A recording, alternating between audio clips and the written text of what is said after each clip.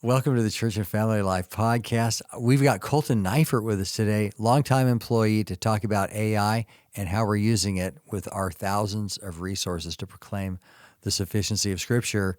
Hope you enjoy the discussion.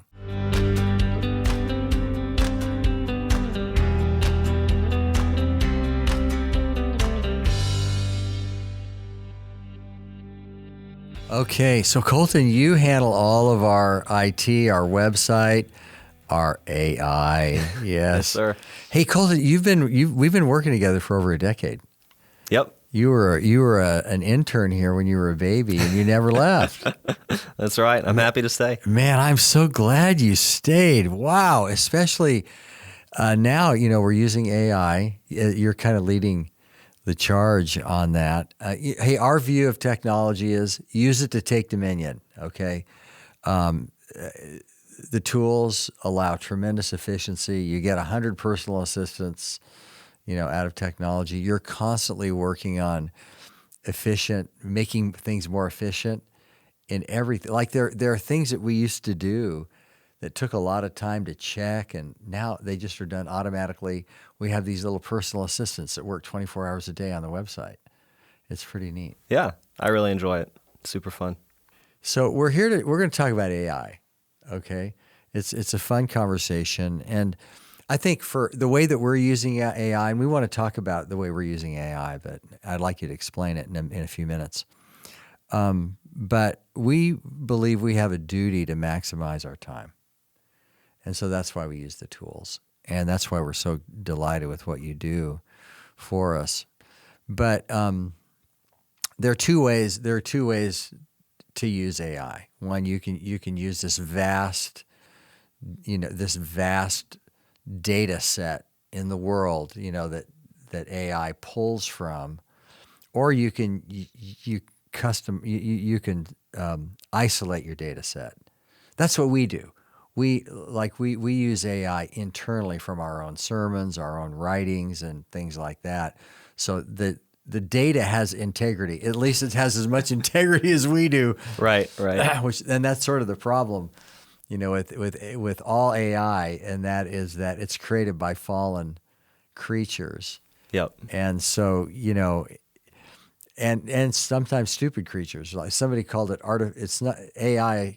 Also stands for artificial stupidity. Yeah. Because it grabs from the zeitgeist and tells you, well, that's not how we're using it. Right.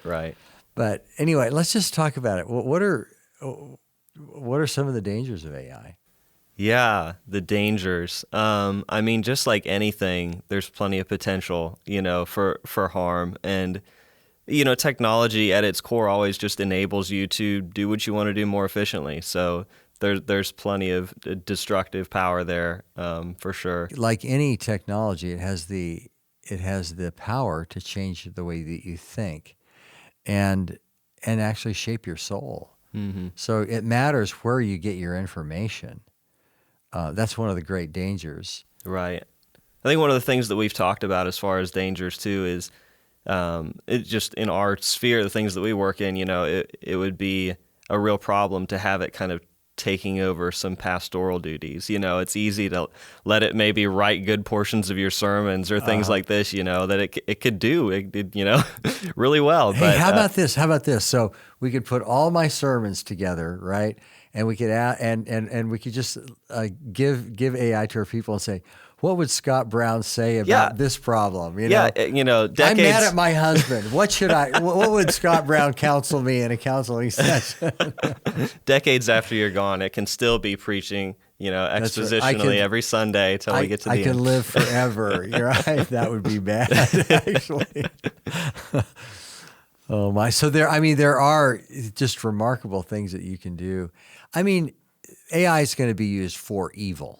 Absolutely. Okay, and there are so many dangers because to be shaped by the algorithm. Well, that's what's happening now. When you Google, we're already being shaped by the algorithm.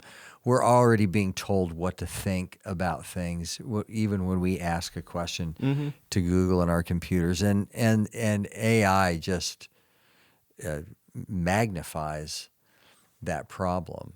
So we're not pretending AI is the most wonderful thing in the world, but we're going to use its whatever wonderfulness it has. Absolutely. I mean, you think about, federal, governments using AI. Right now the Chinese government has 500 million cameras doing facial recognition and is using them for their social credit system. So AI can be real. It's going to backlash on us. Yeah. It's pretty scary to think about the things that are enabled by the existence of AI, but it's also really exciting to think about the opportunities that there are for us in our goal, which is, to advance the kingdom of Christ, and proclaim the gospel. I think it enables us to do a lot of really amazing things too. Yeah. On the other hand, I was reading the other day on a World Economic Forum website that it is the new frontier of human dependency. Okay. Dependent on what? Not God, for sure, Yep.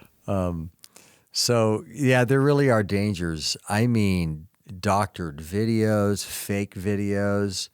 Nobody's going to be safe as machine learning continues to advance with video. You can already make a video of me saying anything you want.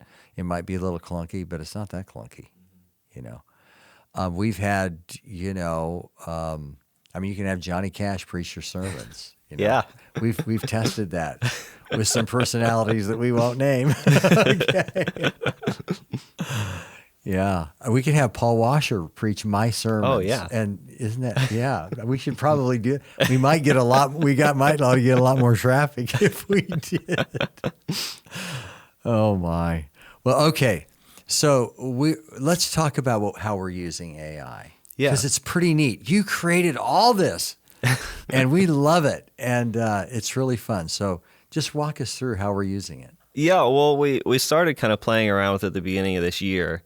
It was kind of neat, we did a few little things that we toyed around with. But then we got close to our conference in May, our national conference, and we've been for the last few years making coloring books for the kids, an image to go with each sermon so they can, they have something to do. And who has the copyright on that art? We do. This is the problem with AI generated art, right? Who has the copyright? Yeah. Anyway, go ahead. Yeah. So, both of our artists were out this year and unavailable to make these coloring images for us. So I thought, well, let's try Midjourney. So we created our whole coloring book this year using AI. I've got some of the images up here, and it's not perfect. I had to remove, some sixth fingers and things like that. And it was a lot of trial and error. And if you look really closely, you'll maybe see a couple things that are kind of weird. But it was able to create all these things. I mean, this was a day and a half worth of work on my part, and it would have taken so long to generate. I mean, this is like 20 images or something. And cost a bunch of money. Yeah, for sure. It cost us almost nothing. So, yeah. Well, your time, a day. Yep. Whatever. Yeah, yep. That was time is money. Yep. But anyway, yeah, that was so amazing. We had our coloring book AI generated. Yeah. And then, do you have any conscience problems about that? I don't. I don't either.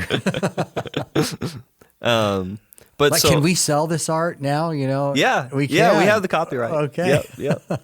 Yeah, that's something that recently OpenAI, who owns ChatGPT and everything, they announced that they will defend you in court if anything that you create is challenged on copyright. Oh my! So my Mona Lisa is on the way. Okay.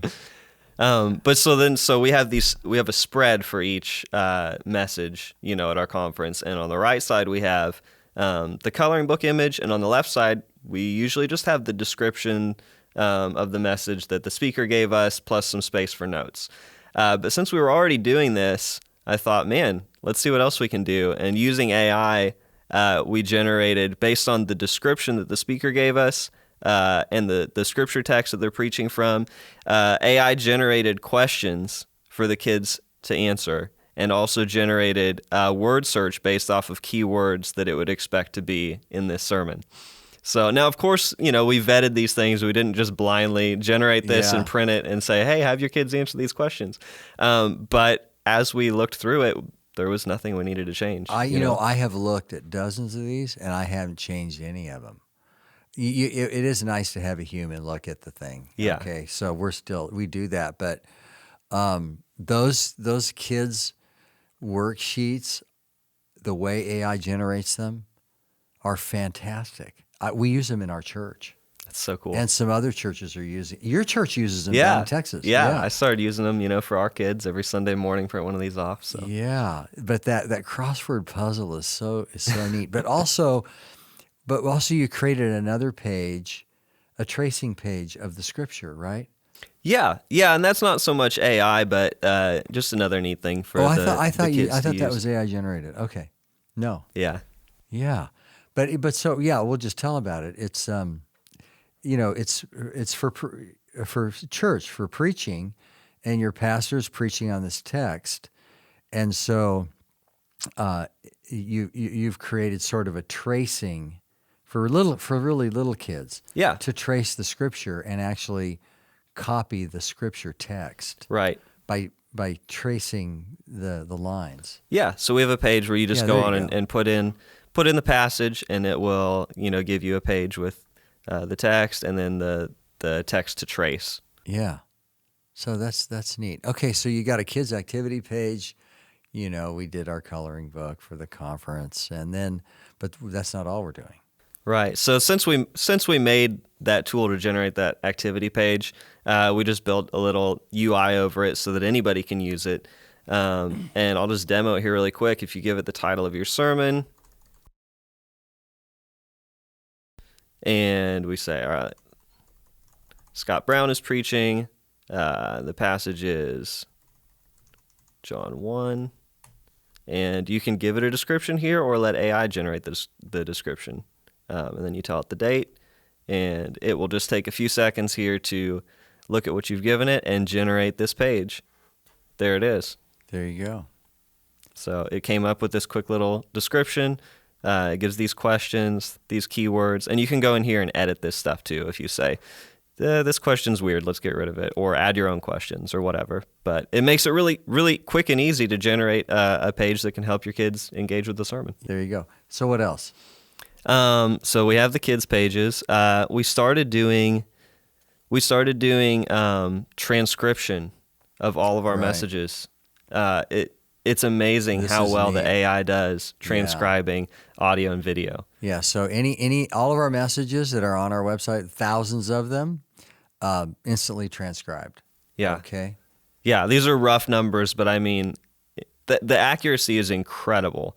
And we translated probably around 5,000 messages, and it cost us around $200. Yikes! Yeah. So we've spent a lot of money on transcription before. This message is by Scott Aniol. Yep. A great message. But hey, you can go, Scott. Hey, so go check out your manuscript. There it is, right there. Just go to the website. So yeah, and it can generate summaries too. These things were AI generated and then looked over and changed and by humans. By guys that work with us. But it gives a great starting point to just kind of give the form of it, Yeah. So for $200, you get a total transcription. We did for thousands of resources. Yeah. We got a transcription. We got a kids activity page and a description of the message, but that's not all. 10 questions. Yeah. Based on the sermon. Yep. Based on the data set of the sermon itself. 10 questions. And the cool thing with AI that, wasn't really available before, you had to have actual human time to do this. But with AI, you have these questions and they don't have to be multiple choice questions. So what is the Great Commission? Let's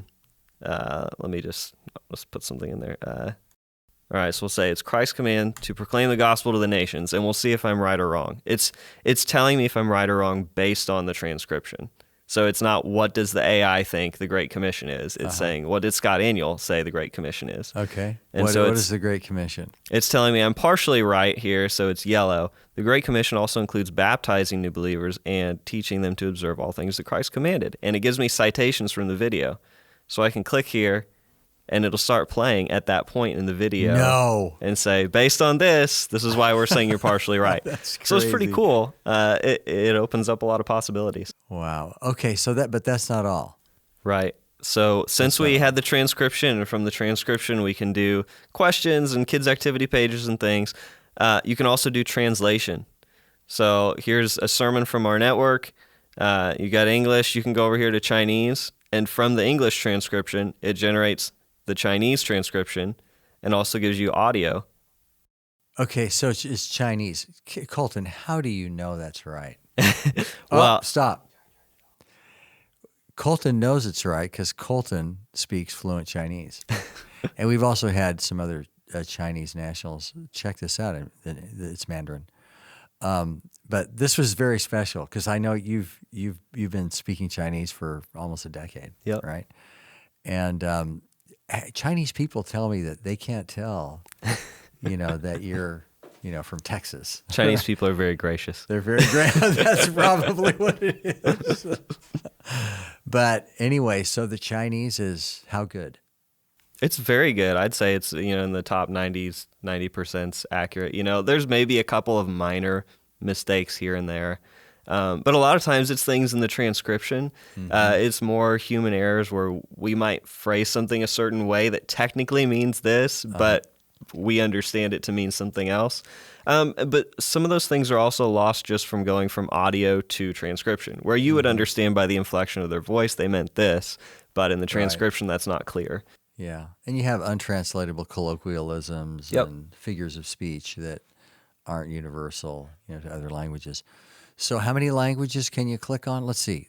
Name the let's see. English, Spanish, French, German, Italian, Portuguese, Russian. Hey, it's a bunch of languages. Yeah.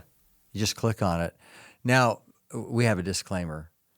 It's not a perfect translation. Right. But what we've heard from people who speak these languages, what they tell us is that you can always tell when it's an error. Mm-hmm. You can tell when there's just something funny about it. But the doctrine is gonna. It's probably not going to affect the doctrine, but there might be some strange word that doesn't fit, and maybe there are. I mean, there may be some doctrinal errors in it, but we've thought, well, maybe we'll learn that there are, and also the machine learning will continue to improve it. The interesting thing is, so we started messing with AI back in March, and it's incredible where it's come, and now it's December, and just the improvements are unbelievable. We've seen major improvements in the translation just from March to December. So I can only imagine, it's going to keep getting better. Yeah. And some interesting things too is we could use AI to check itself, and say, all right, you've given me this translation from a transcription. Now check this translation and see if there are any doctrinal errors, as compared to the 1689 confession. And it could flag those things. Okay. And then we could look at them and go, oh, okay, this, let's see if it's that way in the English, if it's an accurate translation or not. Yeah. Not the Westminster Paedo-Baptist one. No. Okay, no. Yeah. No, it's exciting. So anyway, wow, we're just going to keep on using the tools. And, hey, there's a lot more to do to make our operations more efficient. Mm-hmm. We're using AI to do lots of summaries of things that we used to write by hand, and we check them, and they're really, really good. AI is not going to replace our writing creativity and things like that. We think that a human being should do that. But anyway, we got a whole laundry list of things to discuss about how to continue to improve. People are always saying that with AI, a lot of people are going to lose their jobs. Here's my question. What jobs that we need to be done that we can hire AI to do? Mm-hmm. Okay. Mm-hmm. So there you go. Yeah, it's exciting. Thanks, Colton. Hey, all this to spread the gospel of Jesus Christ, to reform churches and families, to proclaim the sufficiency of Scripture. The most helpful thing you can ever do with your life is to say, Lord, your word is sufficient for me. Absolutely. And all of our resources say that in one way or another. And now you can hear them in a whole bunch of languages, transcribed instantaneously, and something for your kids to work on as well.